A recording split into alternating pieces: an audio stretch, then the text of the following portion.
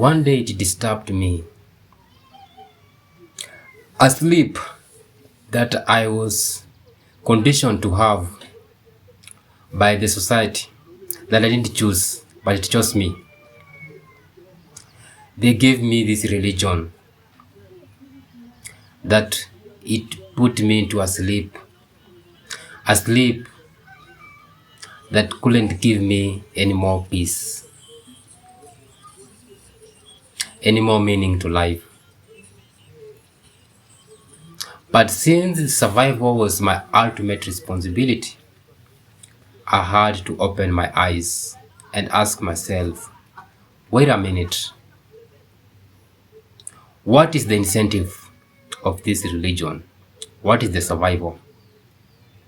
Today, I'm going to highlight the incentives of each party and why religion can't be removed. You can't wish it away as you think. Let's start by the person who conditioned you to follow this religion from the early interactions of childhood, which many people fear to talk about because it threatens the very system society depends on for safety. The first safety when a person is born or brought in this world is the family. These are the guardians or the parents. What are the incentives that religion gives them? Religion promised them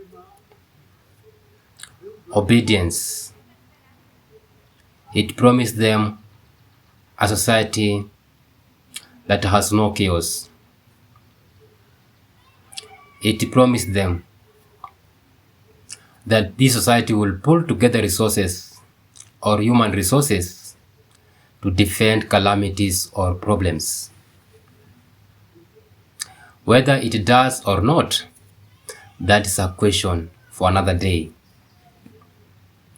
But what is the direct incentive here? He will have children who will safeguard him or her in the future when they grow through this system. That is a well packaged incentives of the parent. What is the incentive of the society? All societies or human beings would rather accept control than live in chaotic. So that is an incentive of the society.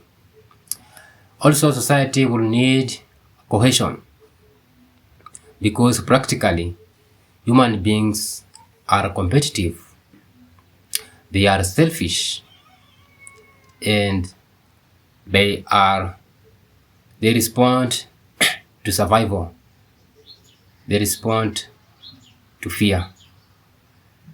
So we are naturally selfish, competitive. This is cruelty. But to make it or to have coexistence, we evolved to create a system of morality to make it harmless or to soften our coexistence. So society relies much on coexistence and the rules or perhaps the control that comes with this system. Let's go further to the government. Why can a government or any single government in the world unable to operate without religion? All governments, even the one isolated, you can go check on the isolated country in the world called North Korea. It is not without religion that the control takes place, and very cruel, sophisticated indoctrination of the religion that is selected by the government there. Whether they are Arabs, whether they are Christian, they have built this system to control because human beings' fear cannot be erased by anything else, can only be postponed through religion or managed through religion. But it doesn't cure. What was supposed to happen will eventually happen. Nothing has ever stopped, as we see in the history of life. It is just the brain of human beings that fear uncertainty, that is meant or wired for comfort. So uncertainty brings discomfort. So religion came to medicate on this conflict within human brain. But within the system of religion, there are things that cannot be wished away, like control, order. But one that is very cruel, it is the manipulation and those who use it for their own gains or use to consume others. So the incentives of the government is to enhance obedience, to enhance control. If you wonder how this happens, maybe you are born a Christian or you grew up with the Christian systems. Even the so-called Jesus surrendered autonomy to authorities. Where the two collided, he surrendered to it, and he was showing the followers to surrender to it. Religion does the exact the same today. They will tell you the leader you have today was chosen by God, when scientifically, practically, is chosen by people. So government or politicians or the institutions of authority depend or get the direct incentive with this control or integration. So that is the incentive of the government. They can't operate without religion. That's a medium of communication, a medium of enhancing control, a medium of submission or putting submission into practice. You wonder why there's no single president in the world who doesn't belong in religion? It's not a coincidence, it's not an accident. That is the root, that is the connection. That's why if a country is a Christian, population is a Christian, the president will be a Christian. If the population is the other Buddhism, the president will be a Buddhism. But it doesn't mean these people are doing what you are doing in that morality structure of religion.